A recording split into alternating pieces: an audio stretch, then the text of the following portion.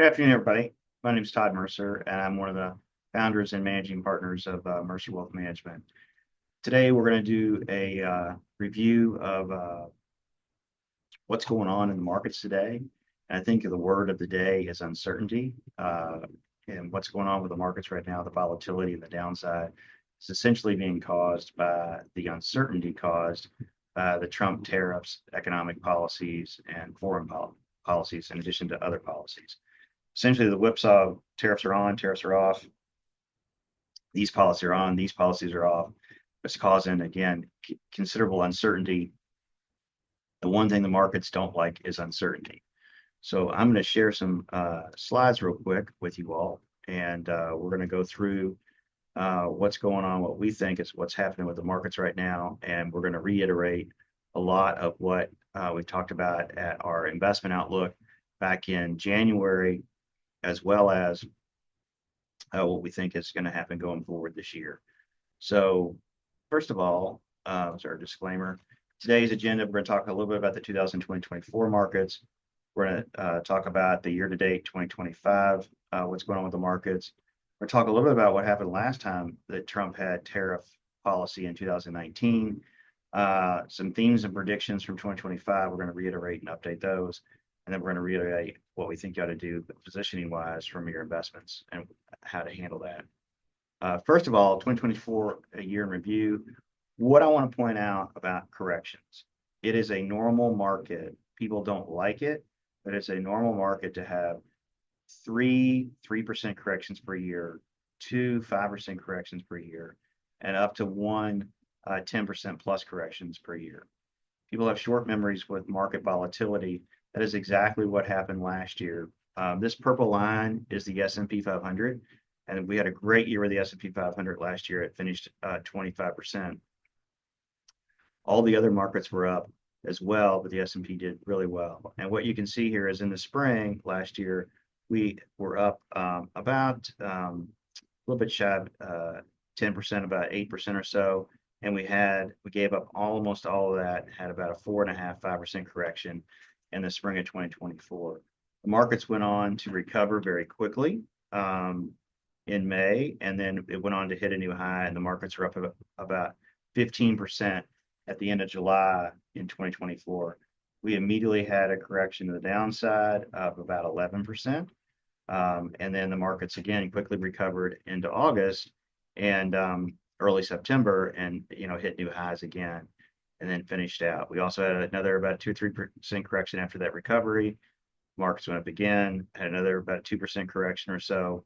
Markets went up almost at 30%, and we had a correction towards the end of the year, bringing it back down to 25. So these corrections are normal. They're uncomfortable, but they are normal. And to have a 10% or more correction in a year, especially after you've had 2 years of back-to-back 20% plus returns, is not uncommon. The next thing I would say is this is a 2025 year to date. These numbers are as of yesterday. The numbers are worse now because the markets, as I'm filming this, are down about 2% or so on the S&P. So we entered correction territory. The blue line is the Russell. The purple line year to date is the S&P. And as of yesterday, it was down about 4.5 for the year. But from the all-time high, it's down over 10, and that was in February 19th, which was about right here. The markets have sold off about 10% since the high and are down about 4.5 for the year. So people always look at what the markets are not down for the year necessarily, but what it's down for the high. And so again, we're in correction territory as I'm speaking. The S&P is down about 10%, which again, from looking at the other slide, that is normal. And I can show you years in the past as well, where you see at least one, sometimes more than a 10% correction in a year. Let's talk a little bit about what happened last time that Trump did tariffs. This is 2017. And if you remember, in 2018, we had a really bad year because the Fed was increasing rates. The Fed then said they were going to stop increasing rates, and the markets really rebounded towards the last half of 2018 on the upside. Finished down, but not down that much. In 2019, Trump said here, early on that he was going to input tariffs on China, and the market sold off about 2% in the first few days of the year. They kind of went away. He said he was going to negotiate. Then in March, again, that ruled its ugly head. Markets were down about 3% or so in March when Trump said that he was going to impose these tariffs. Again, things calmed down because he backed off and said he wasn't going to do it. And then I'll never forget this. It was Sunday evening, the day after Derby in 2019. He came out and he said he was going to actually input the tariffs on China. And you can see here the market sold off about 6% here from about 15, 17% for the year down to about 9% for the year. The market sold off substantially. After the implementation of the tariffs that actually took place in June, the market sold off again, and the markets continued to go on up, and we had a great year. What's causing this current situation with market volatility is essentially, again, the discussion of what the tariffs are going to be, who they're going to be on, what products are going to be on, and then to try to figure out how that's going to affect the economy. The last time it didn't have a huge effect because the Chinese devalued their currency, and then they need us kind of more than we need them in a lot of ways. So suppliers in China reduced their costs. So they weren't really inflationary like they were discussed last time. It didn't have the negative consequences that we thought that they were going to have. Not saying that wouldn't happen this time because they're on different countries in addition to China and on different products this time as well. So, but as you can see, they did cause volatility last time when Trump did this. They didn't cause the inflation that was perceived was going to happen, and the markets had a great year in the end of the year. So, not saying that's going to be a repeat, but I wouldn't be surprised if you see something like this. Let me go back to some of the key themes from 2025, and these things have not necessarily changed. The one thing that I think, before I go over these things, could potentially have changed is that the concern of the uncertainty is causing several things. First, it's causing, are we going to have a recession because of this? Because we're going to have a slowdown in the economy. Two, are we going to have inflation because of these tariffs, which would not allow the Fed to reduce rates even more if the economy did slow down. So you could get into a stagflation situation. So we don't think that that's going to happen from what we are reading and what we are seeing. The Fed announced in December that they were going to reduce rates at least 2 more times, and probably in the last part of 2025. We think that the uncertainty of the tariffs and the potential concern of that has moved the Fed forward, and maybe we would have a rate cut in May. The next thing that we would say is if the economy does slow down, last Friday, Jerome Powell came out and did a press conference. He said the Fed stands ready to do something if necessary. They're not going to act preemptively. They're going to wait and see what the data does, which is what they should do, and see how it plays out. But they are ready to make some types of changes or some types of policy initiatives if they perceive the economy to be weakening. We are seeing this 100%, the rippling effect of lowering energy prices and increasing of natural gas production. Oil prices are down about $6 a barrel from 2024 at the end, and they're down substantially from the late fall where oil prices were at $80 a barrel. That's translating into lower gas prices for consumers, and it immediately puts money in consumers' pockets on a week-to-week basis when they're not spending as much on gasoline. Again, we talked about this, and my partner said, Todd, you should have stood up on a chair and shouted about this, maybe more. You weren't forceful enough or persuasive enough. We talked about the tariffs and Trump's policy initiatives causing volatility. And maybe I was not vocal enough about that, but we said that we were going to definitely have volatility from the tariffs. I wish we didn't, but we are having it, and we knew we were going to have it. I'll talk a little bit more detail about that when we get to our predictions. Artificial intelligence is gaining traction. First 3 years of artificial intelligence, we're building data centers and additional cloud storage centers, and it was a novelty more than anything. Now it's actually coming into view or coming into vogue where people are using it. We've used it several things, not necessarily for investments, but we've used it for several different things at our business. have artificial intelligence write some stuff. Geopolitical threats. We think the thing in Ukraine is coming to an end. As I'm speaking, there were some news headlines that Putin is theoretically agreed to a ceasefire, and so have the Ukrainians, and we think that that is a good thing if that war comes to an end. Everybody's not going to get what they want in it. There's going to be some compromise. Ukraine's probably going to give some territory. Russians are probably not going to get all what they want in this deal, and Putin's certainly not going to get away with taking Ukraine over. So everybody's not going to get what they want, but the war is going to come to an end hopefully soon. And the war in the Middle East as well winding down, we think. So those are good things. We think the Tax Cuts and Job Act, the 2017 tax cuts, are going to get renewed sometime in the next couple months. Trump announced at his State of the Union that he's going to bring back bonus depreciation, which is a big deal for business investment. It allows businesses to 100% expense and take a tax deduction for capital investments in the year that they're made. Right now, it is at 40%. It's been slowly peeling back after Biden took office.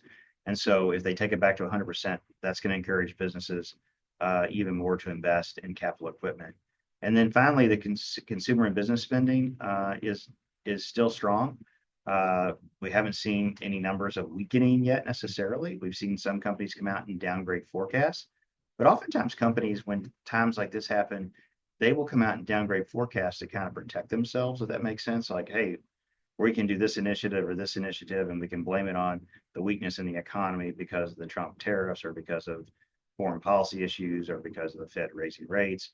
So we're not sure. We haven't seen major weakening of the consumer and business spending yet. We have heard reports that businesses are kind of putting on the brakes or tapping the brakes a little bit to see what happens with these tariffs.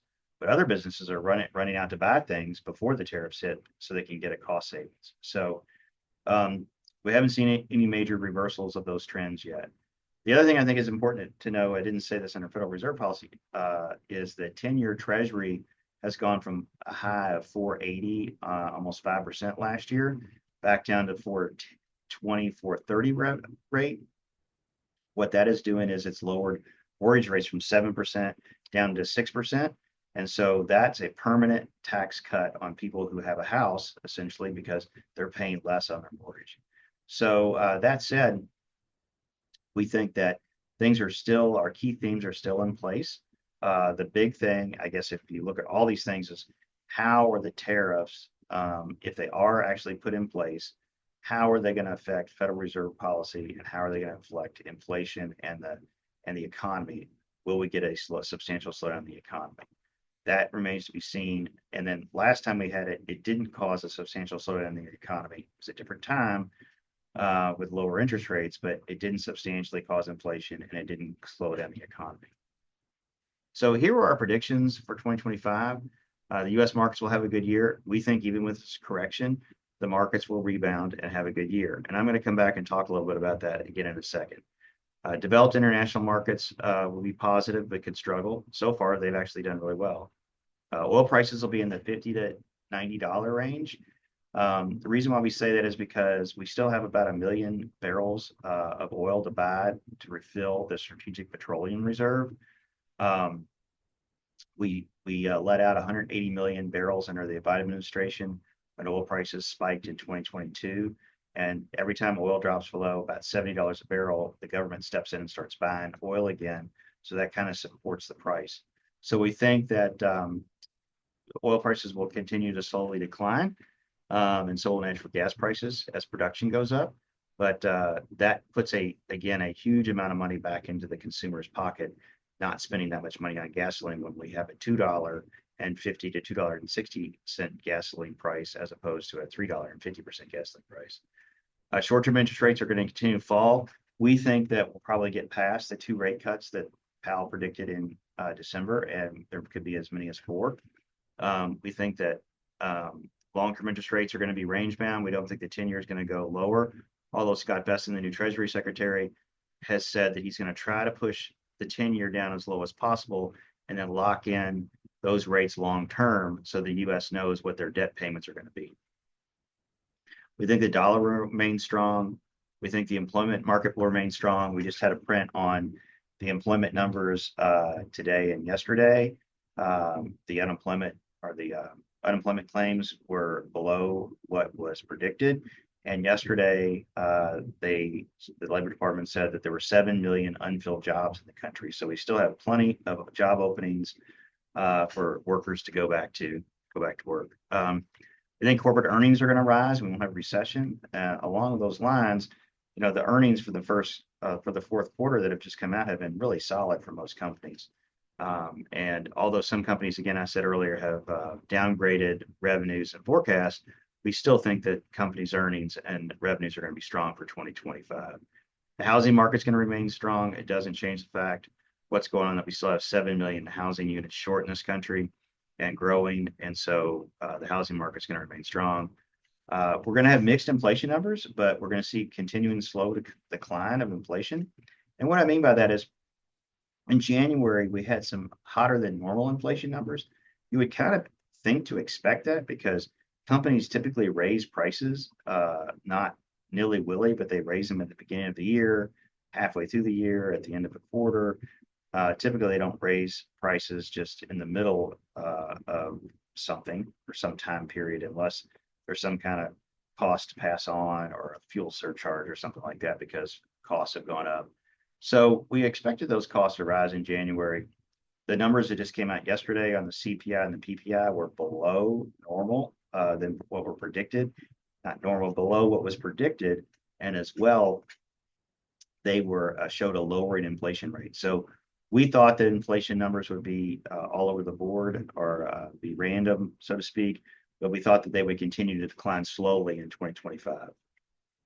And finally, again, my partner said I should have stood up on a chair and shouted this, but we talked about having volatility again because of the uncertainty that Trump policies cause. So we thought that Trump would come out, at 8 o'clock in the morning or 3 o'clock in the morning and put something on True Social and say that he was going to do something. And then people would walk it back by 3 or 4 o'clock in the afternoon, which essentially is what has been going on. And the markets get roiled in the morning or the mid-afternoon, and then by late in the day, typically one of either Besson or the Commerce Secretary come out and say something more calming, and the markets kind of recover. And so we are going to see this volatility, and it's going to be caused by uncertain policies being announced and uncertain outcomes of those policies. So finally, what we said our positioning were for assets in 2025, which really hasn't changed, is 40% to 90% in diversified equities, 0 to 30% in alternative investments, and 10 to 40% in short-term, intermediate-term fixed income securities. And what I want to say is a lot of people, when the last couple of years, the markets have done fantastic, and they said, why do we have alternatives or why do we have fixed income? The reason we have it is a time like this where the market turns down, our credit sleeves and real estate pay 10+% or 5+% income, tend to go up over time. Real estate has not been a great investment recently, but we think it would be good going forward. Those are great investments now, and they dampen your risk. Same thing with fixed income securities. Our fixed income sleeve has done fantastic. It was up over 5% last year, and it's doing well this year. So these people always want to get the upside, but they don't want to see the downside when we have times like this. So we're again, if you're worried about asset allocation or where you are, get with us, and we'll confirm. We also think that times like these are great times. If you miss the opportunity to get in a name like NVIDIA, Apple, Amazon, other stocks like this, we think this is a short-term correction, not a long-term downturn in the market like in 2000, 2008. These are times to get into names like this. Again, going back to the artificial intelligence, there are no more or less data centers being made. There are no more or less cloud centers being made. And there's no less artificial intelligence being used in the future. So those things are going to be not necessarily affected by tariffs and not necessarily affected by a downturn. Companies are still investing hundreds of billions of dollars. The only thing I wanted to do was I wanted to just come back to this other page here at 2024 and just reiterate the markets can recover as fast on the upside as they can go down on the downside. if you come and look at this correction that we had in July of 2024, again, the markets were up in the high teens, and markets rolled over about 11%. For this time right here was late July through about mid August. It's about a 2 week period. So 10 business days, the market sold off about 11%, not in a straight down line, but a fairly straight down line, and then recovered on the upside the same way into early September. So the markets went down 11% and recovered 11% in about a 4 week period, a 20-day trading period. So just like the markets are selling off now on the downside, they can recover as fast on the upside. And that's why we're asked oftentimes, if you know the markets are going to go down, why don't you do something? We unfortunately don't have a crystal ball to know exactly when the market's going to sell off and when the markets are going to recover. We do know that it's going to happen, and oftentimes it does happen quickly.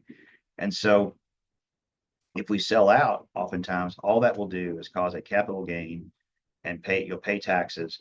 We won't be able to get you back in a timely manner, and the market will have recovered. So not only will you have paid taxes, but you will also have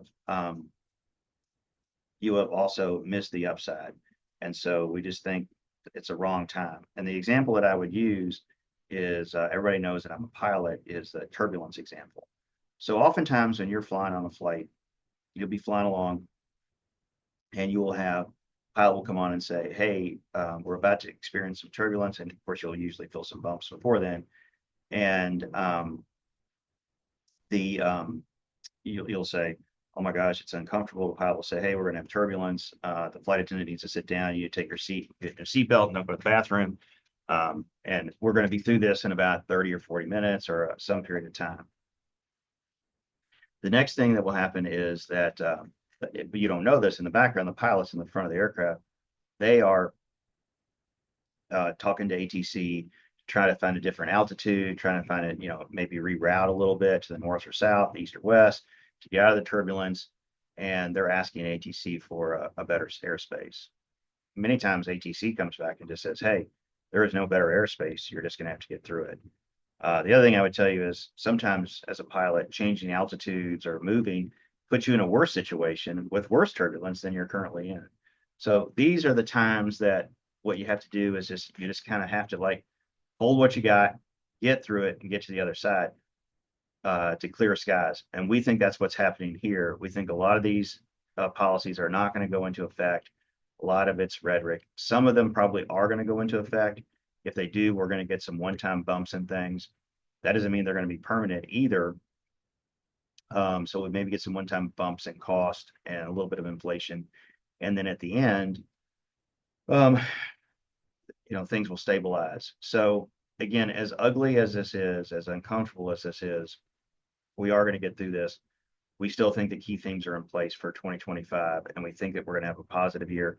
I don't think we're going to have a 25% year or 30% year, but I do think we'll get in the high single digits, low double digits by the end of the year because the underlying economy is really strong. I don't think we have a recession. I don't think we have a major downturn in the economy coming. So with that said, thank you for joining us today. If you like the video, you're welcome. It's posted on YouTube. You're welcome to share it with whoever you'd like. And thank you for your business. Thank you for your time. And if you have any questions or need help, please reach out to one of us and we're happy to help. Have a great day.